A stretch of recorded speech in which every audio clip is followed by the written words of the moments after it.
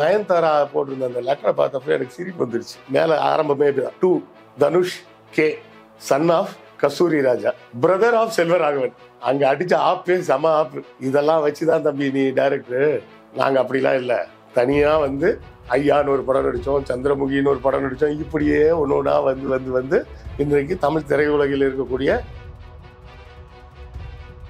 நம்ம வீடுகள்லாம் திருமணம் நடத்துறோம்னா நம்ம செலவு பண்ணி திருமணம் நடத்துவோம். நயன்தாராவுக்கு நெட்ஃபிளிக்ஸ்கார நானே உங்களுக்கு செலவு பண்ணி கல்யாணம் பண்ணி வைக்கிறேன், 25 கோடி ரூபாய் காசும் தரேன் இருக்காங்க. மக்களுக்கு வந்து நிறைய பேருக்கு தெரியல இதெல்லாம் வந்து இவ்வளவு காசு கொடுப்பாங்களா அப்படின்னு.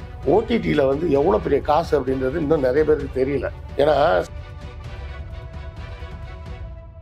ஒரு சயின்டிஸ்டை பத்தி எடுத்தாங்கன்னா அவர் படிச்ச ஸ்கூலு, காலேஜ், அதுக்கப்புறம் அவர் வேலை பார்த்த இடங்கள் அதை பத்தி சொல்லுவாங்க. ஒரு அரசியல்வாதியை பத்தி எடுத்தா அவர் எங்க படிச்சாரு, எப்படி இந்த அரசியல் சூழலுக்குள்ள வந்தாரு, அதை பத்தி எல்லாம் எடுக்கலாம். ஒரு எழுத்தாளரை பத்தி எடுத்தா அவர் எப்படி எழுத்து சூழலுக்கு வந்தாரு, அப்புறம் என்ன எழுதுறாரு, அந்த மாதிரி போலாம். அப்போ ஒரு நடிகர் நடிகையை பத்தி எடுக்க போனா. அரண்சை நண்பர்களுக்கு வணக்கம். அரண்சை ஊடகம் சுயேட்சையாக இயங்குவதற்காகவே உருவாக்கப்பட்டது. நாம் செய்கிற வேலை உண்மையிலேயே மக்களுக்காக செய்கிறோம் என்பதை நீங்கள் நம்பினால், வாய்ப்பு இருந்தால் இந்த ரேசர் பே QR கோடுக்குள்ளே நீங்கள் வந்து அதை ஸ்கேன் பண்ணி எங்களுக்கு உங்களால் இயன்றதை விருப்பம் இருந்தால் ஆதரவு தெரிவிக்கலாம். அரண்சை நேயர்களுக்கு வணக்கம். நான் மதன் அறிவுலகன். இன்றைய நமது சிறப்பு விருந்தினர் ஆய்வாளர் கிருஷ்ணவேல் அவர்கள். நிறைய விஷயங்கள் விவாதிக்க இருக்கிறோம், அவரை வரவேற்கலாம். வணக்கம். வணக்கம். வணக்கம் மதன். இப்போ நயன்தாரா அவர்கள் கடிதம் எழுதியிருக்கிறாங்க. ஒரு அறிக்கையா கடிதமானு தெரியல, ஆனால் கடிதம் தான் சொல்லியிருக்கிறாங்க. தனுஷை கடுமையாக விமர்சித்து 400 கோடி தான் படத்துல இருந்து சில கிளிப்பிங்ஸ் அதை வந்து பயன்படுத்தியது தொடர்பாக 10 கோடி ரூபாய், ஒரு 3 செகண்டுக்கு 10 கோடி ரூபாய் வந்து நஷ்டீடு கட்டுகிறார் அப்படின்ற அளவுக்கு வந்து ஒரு பஞ்சாயத்து வந்திருக்குது. அதை கடுமையா மனசு பாதிச்சதா சொல்லி ஒரு கடிதம் எழுதியிருக்கிறாங்க. எப்படி பார்க்குறீங்க? நான் அந்த ட்ரெய்லர் இன்னும் பார்க்கல. பார்த்துருந்தா அந்த 3 செகண்ட் எதுன்னு தெரியும்.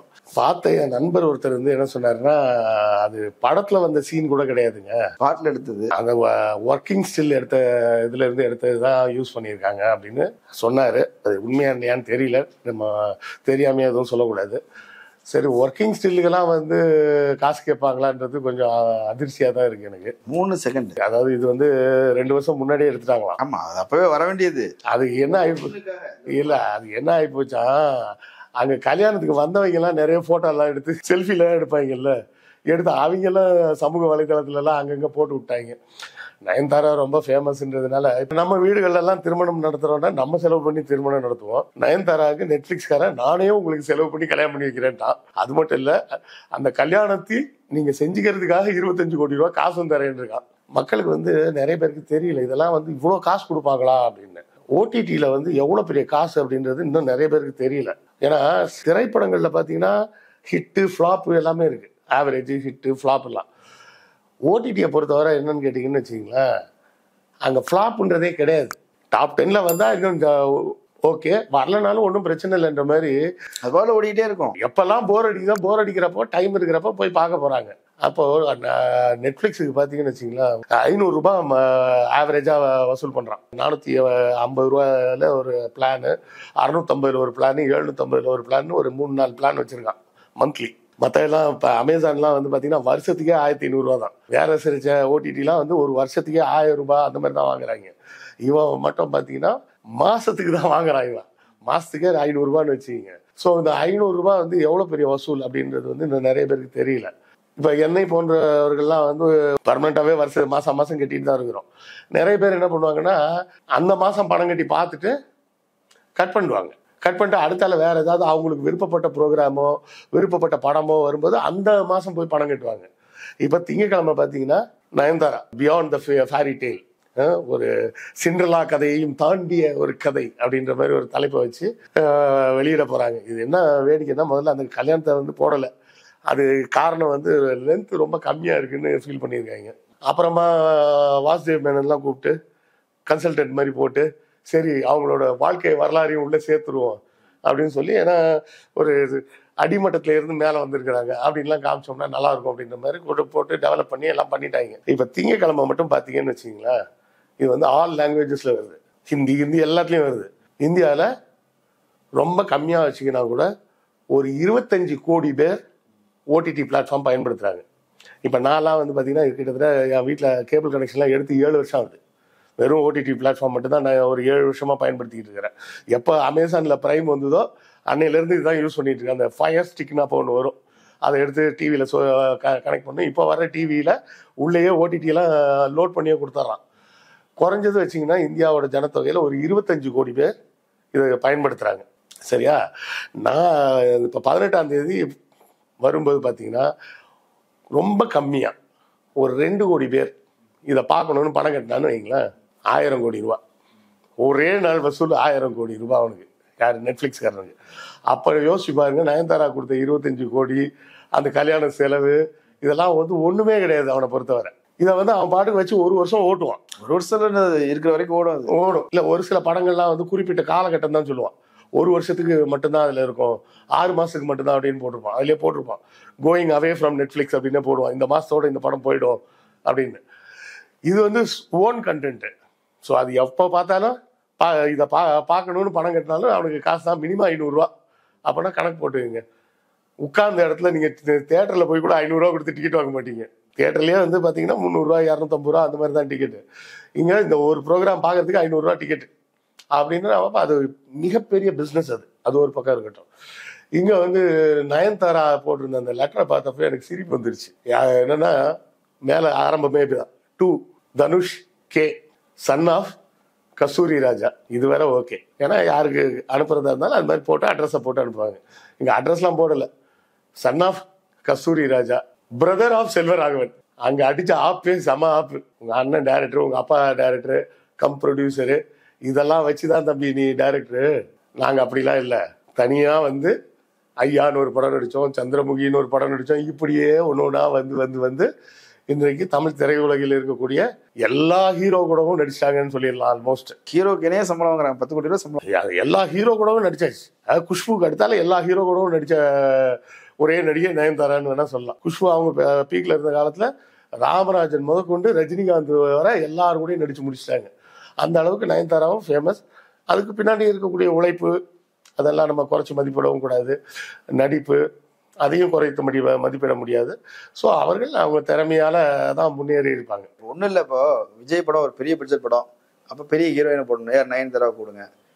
அஜித்தோட படம் ஒரு பெரிய பட்ஜெட் படம் வருது, விஸ்வாசம் வருது, அதுக்கு ஒரு பெரிய ஹீரோயின் படம் நல்லா இருக்கும். அப்பதான் வந்து மார்க்கெட் பண்ண முடியும். அப்படியே ஒன்று நயன்தாரா கூப்பிடுங்க. ரஜினி படத்துல அந்த மாதிரி அண்ணாத்த நயன்தாரா போடணும் அப்படின்றாங்க. இப்படி வந்து பெரிய பெரிய ஹீரோஸே வந்து பெரிய பட்ஜெட் படங்கள் இதெல்லாம் இல்லை, ஏன்னா இவங்களும் ஒரு செல்லிங் பாயிண்ட்ன்ற மாதிரி ஆடியன்ஸ்ன்னு ஒன்று இருக்குல்ல. ஏன்னா குழந்தைங்க வேற பிடிச்சி போச்சு. ஒரு டிவியில் கூட பார்த்தா ஒரு சின்ன பையன் இவ்வளோதான் இருக்கும், அவன் வந்து பேசும்போது பேசுகிறான், ஆண்டி நீங்கள் முன்னாடி நல்லா இருந்தீங்க இப்போ நல்லாவே இல்லைன்னு. ஏன்டா இப்படி ஏன் ஒல்லி ஆயிட்டீங்க அப்படின்னு கேட்குறான். அதாவது அந்த குழந்தைங்க கூட ரசிக்கிற அளவுக்கு எப்போ வந்து குழந்தைங்க ரசிக்க ஆரம்பிச்சிட்டாங்களோ அவங்க வந்து அது ஆணாக இருந்தாலும் பெண்ணாக இருந்தாலும் இண்டஸ்ட்ரியில், அந்த ஃபிலிம் இண்டஸ்ட்ரியில் ஸ்டாண்ட் பண்ண ஆரம்பிச்சிருவாங்க. அது ஒரு புறம் இருக்கட்டும். அப்போ நயன்தாரா சொல்கிறது இதான் சொல்கிறாங்க, நீங்கள் வந்து ஏன் இப்படி பண்ணுறீங்க? இந்த பிரச்சனை வந்து 2022 ஓடிட்டு இருக்குதான். நெட்ஃப்ளிக்ஸால் அப்போ ரிலீஸ் பண்ண முடியாமல் போனதுக்கு காரணம் என்ன? இன்னொரு காரணமும் சொல்கிறாங்க, அந்த கல்யாண நிகழ்ச்சியில் 400 ரவுடி தான் படத்தோட பாடல்கள்லாம் போட்டாங்க, அதுக்கு நிறைய பேர் டான்ஸ் ஆடினாங்க, அதெல்லாம் ஷூட் பண்ணியிருக்கு, அதை நீ இப்போ அப்போ போடணும்னா எனக்கு என் படத்தோட பாட்டு அது காப்பி ரைட்டுன்னு தனுஷ் 2022 பிரச்சனை பண்ணாப்ல அப்படின்னு இன்னொரு பத்திரிகையாளர் வந்து எழுதியிருக்காரு. இல்லை, இன்னொன்று என்ன சொல்கிறாங்கன்னா, அந்த படத்தில் வந்து இந்த ஒரு டாக்குமெண்ட்ரியில் வந்து அவங்க வந்து காதல் திருமணம் அந்த இதைத்தான் வந்து பதிவு பண்ணுறாங்க. அதோட சேர்ந்து சினிமாவும் இருக்குது. அதில் நானும் ரவுடி தான் படம் தான் இவங்க காதல் கருவுற்ற இடம், அந்த அந்த அட்மாஸ்பியர், அந்த சாங்ஸ் எல்லாமே இதயத்திலிருந்து வந்த பாடல்கள் அப்படின்றாங்க அவங்களே. இல்லை, உண்மை என்னன்னா, இப்போ ஒருத்தரை பற்றி ஒரு படம் எடுக்கிறோம்னா அவர் வந்து வாழ்க்கை துணையை எங்கே சந்திச்சாங்க, அவங்க 2 பேரும் எப்படி சந்திச்சுக்கிட்டாங்க, எப்படி அவங்க மனமொத்து கல்யாணம் பண்ணாங்களா, இல்லை அரேஞ்சு மேரேஜுக்கு அப்புறம் அந்த அரேஞ்சு மேரேஜ் காலகட்டத்தில் என்ன அவங்களுக்குள்ள நடந்தது, இதெல்லாத்தையும் சேர்த்து தான் கவர் பண்ணி எடுக்க முடியும். அப்போ நானும் நீங்கள் கவர் பண்ணி தான் ஆகணும், கவர் பண்ணாமல் முடியாது. ஜென்ரலாக பார்த்தீங்கன்னா, இப்போ வந்து ஒரு சயின்டிஸ்டை பற்றி எடுத்தாங்கன்னா அவர் படித்த ஸ்கூலு காலேஜு, அதுக்கப்புறம் அவர் வேலை பார்த்த இடங்கள் அதை பற்றி சொல்லுவாங்க. ஒரு அரசியல்வாதியை பற்றி எடுத்தால் அவர் எங்கே படித்தார், எப்படி இந்த அரசியல் சூழலுக்குள்ளே வந்தார், அதை பற்றிலாம் எடுக்கலாம். ஒரு எழுத்தாளரை பற்றி எடுத்தால் அவர் எப்படி எழுத்து சூழலுக்கு வந்தார், அப்புறம் என்ன எழுதினாரு, அந்த மாதிரி போகலாம். அப்போ ஒரு நடிகையை பற்றி எடுக்க போனால் இப்போ கூட தனுஷே வந்து இளையராஜாவோட பயோபிக்கில் தான் நடிக்கிறாரு. சரியா? அப்போ அதை வந்து அந்த பயோபிக் மாதிரியோ இல்லை டாக்கு பயோகிராஃபி மாதிரியோ எடுக்கிறது வந்து தப்பு ரைட்டுலாம் சொல்ல மாட்டேன் நான். சினிமாவை பற்றி எடுக்கணுமா அப்படின்லாம் கேட்டால் அப்போ அரசியல்வாதியை பற்றி எடுக்கணுமா, எழுத்தாளரை பற்றி எடுக்கணுமா அப்படின்னு கேட்டு போயிட்டே இருக்கலாம். எல்லாமே இந்த பயோபிக் அப்படின்ற கான்செப்டே எதுக்குன்னா ஒரு இன்ஸ்பிரேஷன். நீ எந்த இடத்துல பிறந்தன்றது முக்கியம் இல்லை, உழைச்சனா நீ மேலே வரலாம். அப்போ அதில் காட்டக்கூடிய அந்த கஷ்டம்லாம் வந்து நயன்தாரா இவ்வளோ கஷ்டப்பட்டாங்க அப்படின்னா அது வந்து நான் தேச சேவைக்காகலாம் கஷ்டப்படலை. அவங்க கார் வாங்குறதுக்கும் பங்களா வாங்குறதுக்கு தான் சம்பாதிச்சாங்க. ஆனால் செய்தி அது கிடையாது. செய்தி என்னன்னா சாதாரண ஒரு குடும்பத்துல இருந்து இவ்வளவு தூரம் வர முடியும், தேவை வந்து அர்ப்பணிப்பும் உழைப்பும் விடாமுயற்சியும். இது இருந்தால் நீங்க யாரா இருந்தாலும் ஜெயிச்சு வரலாம். இப்ப தோனியோட பயோபிக் எடுக்கிறாங்க. எதுக்கு? அவர் வந்து ஒரு ரயில்வே குவார்ட்டர்ஸ்ல வேலை பார்க்குற ஒரு அப்பாவுக்கு பிள்ளையா பிறந்திருக்கிறாரு. அங்கே இருந்து உலக புகழ்பெற்ற ஒரு கிரிக்கெட்டரா வர முடியும். அதை காட்டும்போது சாதாரண நிலையில இருக்கக்கூடிய மக்கள் வந்து ஓ அப்போ நானும் உட்கார்ந்து அர்ப்பணிப்போடு வேலை செஞ்சா அந்த உயரத்துக்கு போகலாம் போலையே. அது ஒரு தோனியால முடியும்னா அப்ப என்னாலையும் முடியணும்ல. இதை வந்து கலைஞரே ஒரு கடைசியா அவர் பேசிக்கிட்டு இருந்த மேடையில ஒரு தடவை சொன்னார், ஒரு திருக்குவளைன்ற கிராமத்திலிருந்து வந்த இந்த கருணாநிதியால் இந்த உயரத்தை எட்ட முடியும் என்றால் உங்கள் ஒவ்வொருவராலும் எந்த உயரத்தையும் எட்ட முடியும்னு நீங்க மனசுல வச்சுக்கீங்க. கலைஞர் பேசுற பேச்சுல எனக்கு ரொம்ப பிடிச்ச வரிகள் அது. அவர் தன்னை பத்தியே சொல்லும்போது ஒரு திருக்குவளைன்ற ஒரு கிராமத்திலிருந்து SLC படிச்ச ஒருத்தன் வந்து இவ்வளவு உயரத்துக்கு வர முடியும்னா உங்களாலும் வர முடியும். இல்லை எனக்கு அவங்க அந்த பயோபிக் எனக்கு அதெல்லாம் புரியுது. எனக்கு எங்க பிரச்சனை வருது அப்படின்னா தனுஷ் அவர் ப்ரொடியூசர். நீங்க இந்த படத்துல வந்து இந்த ஆவண படங்கிறது வந்து ஒரு சாதனையாளரை காட்டுறதுக்காக எடுக்கப்பட்ட படம் அப்படின்னு நீங்க சொன்னாலும் ஒரு 25 கோடி ரூபாய்க்கு நீங்க அதை விற்பனை செய்யறதுக்காக எடுத்துருக்கீங்க. ஏன்னா அது தொழில், உங்களுக்கு கல்யாணத்தையே பண்ணி வைக்கிற நெட்ஃபிளிக்ஸ். ஸோ அது ஒரு லாபகரமான ஒரு இது. அதில் வந்து ரைட்ஸ் நீ என்கிட்ட கேட்குற அதுதான் முக்கியம்னு சொல்லும்போது அதில் இருந்தால் நிறைய பயன்படுத்த போகிறேன் அப்படின்னா நான் தான் அதோடைய ப்ரொடியூசர், எனக்கு காசு கொடுத்துட்டு நீ வாங்கிக்கோ. இல்லை, அங்கே சிக்கல் அது இல்லை. ஏன்னா அப்படி காப்பி ரைட்ஸ் தனுஷ் கேட்டிருந்தா நெட்ஃபிளிக்ஸ் கண்டிப்பாக கொடுத்துருப்பான். ஏன்னா அவன் பிஸ்னஸ் மேன். அவன் நெட்ஃபிளிக்ஸ் ஒன்றும் சும்மா ஏதோ ஒரு யூடியூப் சேனல்லாம் கிடையாது. உலகம் பூரா ஃபேமஸான OTT, உலகத்தில் நம்பர் 1 OTT. அவன் வந்து இந்த விஷயம்லாம் இதை கேட்டால் தாராளமாக அவன் காசு கொடுத்துருப்பான். தனுஷ் சொன்னது என்னன்னா இந்த படம் எனக்கு சொந்தம், நீ அதை யூஸ் பண்ணக்கூடாதுன்னு சொன்ன. அங்கதான் சிக்கல். அதாவது காப்பி அப்படின்னாலும் கூட அது என்னுடைய உரிமை, நீ பயன்படுத்தக்கூடாதுன்னு சொல்லியிருக்கிறாரு. அவ்வளவுதான், முடிஞ்சு போச்சு, பயன்படுத்தாம போங்க. அப்ப கதையில வேற எப்படிங்க நாங்க எடுக்க முடியும்? இப்பவும் வந்து படம் நடிச்சுட்டு இருக்கிறாங்க. மண்ணாங்கட்டின்னு ஒரு படம் அடுத்தது ரிலீஸ் ஆக போகுது.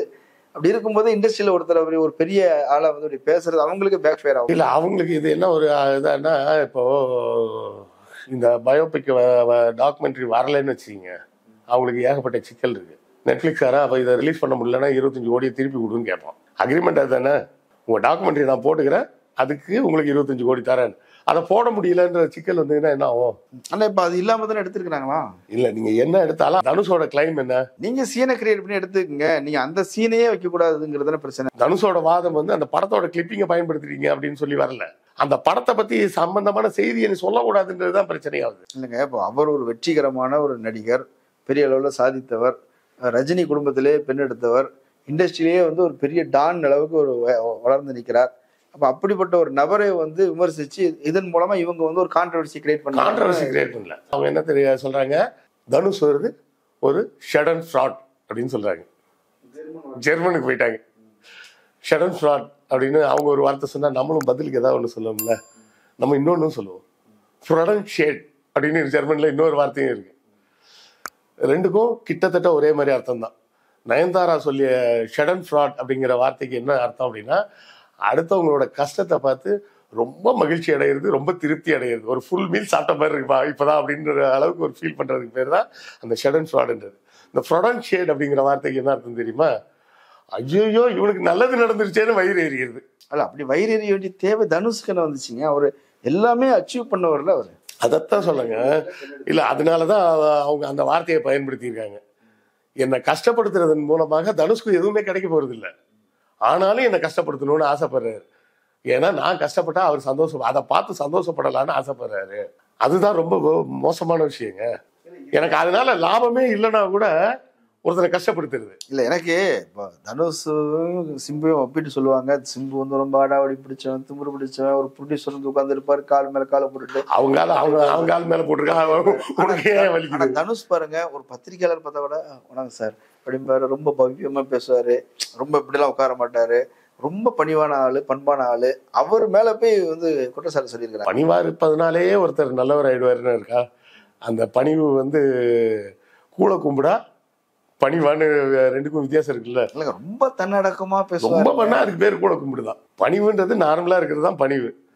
ரொம்ப பண்ணுவாருன்னா அது பேர் கூட கும்பிடுன்னு எங்க ஊர்ல சொல்லுவாங்க.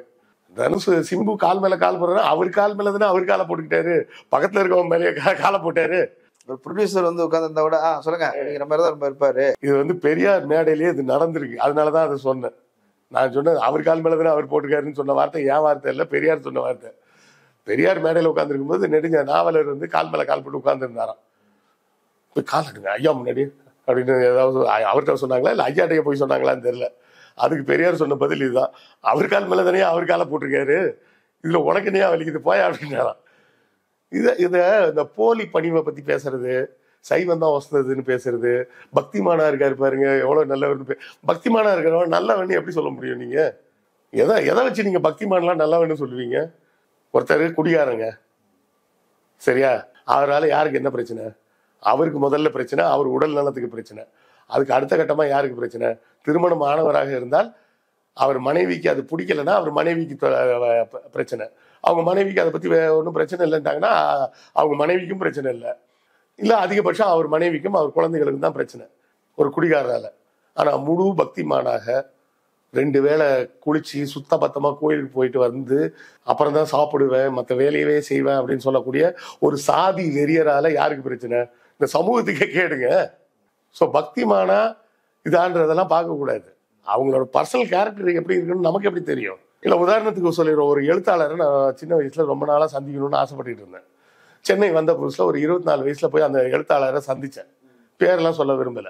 அவர் வந்து என்கிட்ட ஒன்றும் மரியாதை குறைவெல்லாம் நடக்கல. அவர் வாயை திறந்து பேச ஆரம்பிச்சப்பவே இது இவ்வளவுதானே இருந்தாலு அப்படின்ற மாதிரி ஒரு மாதிரி அந்த பிம்பம் உடஞ்சிருச்சு. நம்ம மனசுக்குள்ள வந்து அவர் எழுத்துக்களை பார்த்து பார்த்து பார்த்து வேற ஒரு பிம்பம் இருந்தது. அவர் வாயை திறந்து பேசும்போது அந்த பிம்பம் உடஞ்சிருச்சு. அன்னைக்குதான் நான் முடிவு பண்ணேன், எந்த பிரபலத்தையும் போய் பாத்திரக்கூடாது. முதல்ல பெருசா பிரபலங்கள் மீது எனக்கு ஈர்ப்பெல்லாம் வராது, எழுத்தாளர்கள்னா கொஞ்சம் பிடிக்கும். அன்னைக்கும் முடிவு பண்ணது எந்த எழுத்தாளரையும் போய் பாத்திரக்கூடாதுன்னு. அதே போலத்தான் சொல்ல, பிரபலங்களை நீங்க வெளியே இருக்கக்கூடிய உருவத்தை வச்சுக்கிட்டு அவங்க எப்படி இருப்பாங்கன்னு நீங்களா கற்பனை பண்ணிக்க கூடாது. சினிமாவில் இருக்கிறது இல்லை, ஒரிஜினல் கிடையாது. யூடியூப்ல பேசுற கிருஷ்ணவேல் வந்து யூடியூப் இல்லாம இருக்கிற நேரத்துல நீங்க வந்து ஒரு பிம்பத்தை உருவாக்கி வச்சுக்கிட்டு அது மாதிரி நீங்க ஏன் இல்லைன்னு வந்து கேட்டீங்கன்னா நான் என்ன செய்ய முடியும்? என்னோட குணாதிசயம் வேறையா கூட இருக்கலாம். இல்ல உதாரணத்துக்கு சொல்றேன், நான் ஒரு நாளைக்கு 2 பாக்கெட் சிகரெட் பிடிப்பேன். இதை நிறைய பேரை பார்வையாளர்களால ஏத்துக்க முடியாது, இந்த ஆளு சிகரெட்லாம் பிடிப்பாரா அப்படின்னு.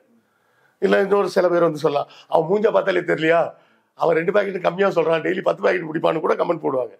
ஒருவரை நீங்க பார்க்கக்கூடிய ஒரு மேடையில வச்சு எந்த பிளாட்ஃபார்ம்ல பாக்குறீங்களோ அதை வச்சு நீங்க அவங்களோட குணாதிசயத்தை எல்லாம் முடிவு பண்ண முடியாது. ஒரு குற்றச்சாட்டை வைக்கிறாங்க, அந்த குற்றச்சாட்டு உண்மையா இல்லையான்னு தனுஷ் தான் சொல்லணும். இது எல்லாவற்றையும் தாண்டி முதல்ல ஒரு மேட்டர் சொன்ன பார்த்தீங்களா, திங்கக்கிழமை ஒரு 1 கோடி பேர் குறைஞ்சது இந்தியாவில் பணம் கட்டுவான் நெட்ஃபிளிக்ஸுக்கு 500 கோடின்னு. அந்த 500 கோடிக்காக செஞ்ச மறைமுக விளம்பரம் தான் இன்னைக்கு நயன்தாரா இன்ஸ்டாகிராம்லயோ எக்ஸ்லயோ போட்ட இந்த கடிதம். இப்போ எல்லா சேனலும் பேசிட்டாங்களா, இது வந்து நெட்ஃபிளிக்ஸோட ஸ்டண்ட்டுங்க. எழுதி தரேன், திங்கக்கிழமைக்கு மேல தனுஷும் இதை பத்தி பேச போறது இல்லை, நயன்தாராவும் இதை பத்தி பேச போறது இல்லை. இல்லப்போ நீங்க மற்ற விமர்சனங்கள் வேற, ஒரு நடிகர் அவருடைய பங்களிப்பு குறித்து விமர்சனம், ரஜினியை பத்தி இவ்வளவு பேசுறாங்க. ஆனா இப்போ சிவகார்த்திகேயன் வந்து சொல்றாரு, நான் தான் உருவாக்குனேன், நான் தான் பண்ணேன் அப்படின்னு நான் சொல்ல மாட்டேன், ஏன்னா நான் அதனால நிறைய பாதிக்கப்பட்டிருக்கிறேன்னு ஒரு ஸ்டேஜில் வந்து பேசுறாரு. அவர் யாரை சொல்றாருன்னு உடனே தனுஷு தான் சொல்றாங்க. சிவகார்த்திகேயனை இது போல வந்து ஒரு சில பல படங்கள்ல நடிப்பதற்கான வாய்ப்புகளை ஒரு தடுத்தார் அப்படின்றாங்க. 2 வருஷத்துக்கு அக்ரிமெண்ட். ஒருத்தர் வளர்ந்து வரும்போது ஒரு தயாரிப்பாளர்ன்ற முறையில அவரோட வளர்ச்சியின் மூலமாக நம்ம கம்பெனியும் சம்பாதிக்கணும் அப்படின்னு ஒரு தயாரிப்பு நிறுவனம் யோசிக்கிறத தப்புன்னு சொல்ல முடியாது. இல்ல, நான் வாய்ப்பு கொடுத்தேன், அதனால எனக்கு உதவி எனக்கு செய்யன்னு கேட்கலாம். பாலச்சந்தர் கமல்கிட்ட ரஜினிட்டு தொடர்ந்து இந்த மாதிரி வாங்கிட்டு இருந்தாரு, அது வேற. என்கிட்ட தான் நடிக்கணும் அப்படின்னு சொல்றது இருக்கு. எம்ஜிஆர் வந்து என்ன தவிர வேற யாரு கூடயும் நடிக்க கூடாதுன்னே ஒப்பந்தம் போட்டவருங்க. எம்ஜிஆரோட அக்ரிமெண்ட்ல இந்த நடிகை இருக்காங்கன்னு சொல்லுவாங்க, அப்படின்னு அப்பவே சொல்லுவாங்க. என் படத்துல தான் நடிக்கணும்னு சொல்லல, என் படத்தை தவிர வேற எங்கேயும் நடிக்கக்கூடாதுன்னே எம்ஜிஆர் அக்ரிமெண்ட் போட்டாரு. அதையெல்லாம் நான் குறையெல்லாம் சொல்ல மாட்டேன், அது அவங்க தொழில். நீங்க நம்பி தானே சரின்னு சொன்னீங்க. இன்னைக்கு வந்து நீங்க வந்து அது போச்சு இது போச்சுன்னு பேசலாம் நீங்க ஜெயிச்சதுக்கு அப்புறம். அன்னைக்கு சரி இப்படி பர்மனண்டா ஒரு அப்பாயின்மெண்ட் கிடைச்சாலே போதும் ஆபீஸ் வேலை மாதிரி அப்படின்னு ஒத்துக்கிட்டு தானே கையெழுத்து போட்டீங்க. இன்னைக்கு அன்னைக்கு கையெழுத்து போட்டு அப்புறம் பின்னாடி வந்து பேசுறதெல்லாம் தப்பு. ஏன் அன்னைக்கு கையெழுத்து போடும்போது அறிவு வேலை செய்யலையா? இல்ல ஒரு காமெடி நடிகராக தான் வாய்ப்பு தேடி போனாரு. 3 படத்துல அவர் தான் வாய்ப்பு கொடுக்குறாரு. எதிர்நீச்சல் படத்துல அவர் தான் ஹீரோவாக்குறாரு. ஸோ ஒரு 100 நாள் ஓடிச்சு, ஒரு பெரிய லைஃபை கொடுத்துருக்கிறாரு. அதுக்கு அவர் நன்றி உணர்ச்சியோட இருக்கணும் அப்படின்ற மாதிரி அவர் எதிர்பார்க்கிறாரு. இப்போ ஒரு மருந்து கம்பெனி ஒரு மருந்து கண்டுபிடிக்கிறாங்க. கண்டுபிடிச்ச உடனே பேட்டன் ரைட்ஸ்ன்னு 15 வருஷம் வாங்கி வச்சுக்கிறாங்க. எதுக்கு? அவங்க ஆராய்ச்சி பண்ண செலவெல்லாம் அவங்க திருப்பி எடுக்க வேணாமா? அதே போலத்தான் இதையும் நீங்க பார்க்கணுமே தவிர, அது என்ன அவர் என் கூட தான் மட்டும் தான் நடிக்கணும்னு அக்ரிமெண்ட் போட்டாருன்னா, அப்ப முதல்ல ரிஸ்க் எடுத்த ஒரு அந்த படம் ஓடாம போயிருந்ததுன்னு வைங்க. உடனே தெரிஞ்சு ஓடாம போயிருந்தா என்ன பண்ணுவீங்க? சிவகார்த்திகேயன் ஏற்கனவே விஜய் டிவில ஃபேமஸா இருக்கிறாரு. ஏங்க விஜய் டிவில ஃபேமஸா இருக்க எல்லாருமே சினிமால வந்துட்டாங்க. ஒரு ரிஸ்க் எடுத்து ஏதோ ஒன்று பண்ணார்ல, அந்த இடத்துல நான் தனுஷை தான் பாராட்டுவேன். ரிஸ்க் எடுத்து ஒரு வேலையை செஞ்சாரு. அப்ப அதுக்கு உண்டான இது கேட்கத்தானே செய்வாங்க. இதுல என்ன பெரிய குற்றத்தை கண்டுபிடிச்சிங்க? அப்பனா நீங்க என்ன பண்ணிருக்கணும், அப்படிலாம் அக்ரிமெண்ட் போடுறதா தான் நான் நடிக்கலன்னு சொல்லியிருக்கணும். அன்னைக்கு வாய்ப்பு வேணும், சரி அக்ரிமெண்ட் போடுங்கன்னு கையெழுத்து போட்டு அக்ரிமெண்ட் போட்டியே யூஸ் பண்ணிட்டீங்க. ஆனா அதை சொல்லிக்கிட்டே இருக்கிறீங்கல்ல. ஏங்க இதுல என்னங்க தப்பு? பாலச்சந்தர் சாவர வர சொல்லிட்டு இருந்தாரு, ரஜினியை நான் தான் இன்ட்ரோடியூஸ் பண்ணேன்னு. ரஜினியும் அதை வந்து ஒரு பெருந்தன்மையா ஆமாங்க ஆமாங்கன்னு சொன்னாரு. 20 நிமிஷம் சீன்லயா ரஜினி வந்து ஃபேமஸ் ஆனாரு? இது வந்து சொல்லிட்டு போறாங்கன்னா அதை பெருந்தன்மையா நீங்க இந்த பக்கம் விட்டுட்டு போயிடணும். அதை பதிலுக்கு பதில் பேசிட்டு இருந்தாதான் அது வந்து சர்ச்சையா மாறும். அவர் நான் தான் சிவகார்த்திகேயனை இன்ட்ரோடியூஸ் பண்ணேன்னு தனுஷ் சொன்னாரா? சிவகார்த்திகேயன் மறுபடியும் சொல்லியிருக்க வேண்டியது, ஆமா தனுஷ் இல்லைன்னா நான் சினிமாக்கே வந்திருக்க முடியாது அப்படின்னு சொல்லிட்டு போயிருந்தா பெருந்தன்மையா போயிடுமே, சர்ச்சையா மாறாது இல்ல. இந்த விஷயத்த நீங்க அடுத்த ஆடியோ லான்ச்லயும் பேசுவீங்கன்னு நான் எதிர்பார்க்கிறேன். அதுக்கு ஒரு கதை விளக்கத்தை சொல்லி ஒரு புனை கதையை ஒன்று சொல்லுவீங்க அப்படின்னு. ஏன் அப்படி பயப்படுறாங்க? இல்ல நான் அதுக்கு பதிலா இன்னொன்னு சொல்லிடுறேன். டயானா எதுக்காக ஓம் நமச்சிவாயான்னு லெட்டர் முடிக்கிறீங்க? அவருக்கு கதை சொல்றது இருக்கட்டும். டயானா வாக்கிய நயன்தாரா சிவபக்தர் இல்லையா? அதனால நீங்க ஏசப்பா அப்படின்னு போட்டிருக்க வேண்டியது. ஏசப்பா விட்டுட்டு நீங்க எதுக்கு ஓம் நமச்சிவாயான்னு போடுறீங்க? அவங்க இப்ப எல்லா கோயில்களுக்கும் போறாங்க, இந்து கோயில்களுக்கும் போறாங்க. போங்க, அதெல்லாம் ஒன்றும் இல்லை. அந்த மாதிரி அவங்க போட்டதுக்கு மக்களாகிய நாம தான் வருத்தப்படணும். தப்பு நம்ம மேலதான். ஒரு கிறிஸ்தவரோ ஒரு இஸ்லாமியரோ பொது வாழ்க்கைக்கு வந்துட்டா தன்னுடைய மத அடையாளத்தை வெளியே சொல்றதுக்கே பயப்படக்கூடிய அளவுக்கு ஒரு சூழலை நம்ம இந்த நாட்டில் உருவாக்கி வச்சிருக்கிறோம். அது மக்களாகிய நம்ம தப்பு தான். தனுஷுக்கு ஆதரவாக பிஜேபி காரங்க களத்துக்கு வந்துருவாங்க அப்படின்னு பயந்துட்டாங்களா? இல்லை, அது வந்து நம்மளுடைய தப்பு தான். ஒருத்தர் தன்னுடைய மத அடையாளத்தை வெளியே சொல்றதுக்கே பயப்படக்கூடிய அளவுக்கு ஒரு சூழலை உருவாக்கி வச்சிருக்கிறோம்னா நம்ம மக்களாகிய நாம தான் வைக்கப்படணும். ஆனால் யாரும் கவலைப்படாதீங்க. திங்கக்கிழமைக்கு மேலே இல்லை அதிகபட்சம் அடுத்த வாரத்துக்கு மேலே இந்த மேட்டரை பற்றி நயன்தாராவும் பேச மாட்டாங்க, தனுஷும் பேச மாட்டாங்க.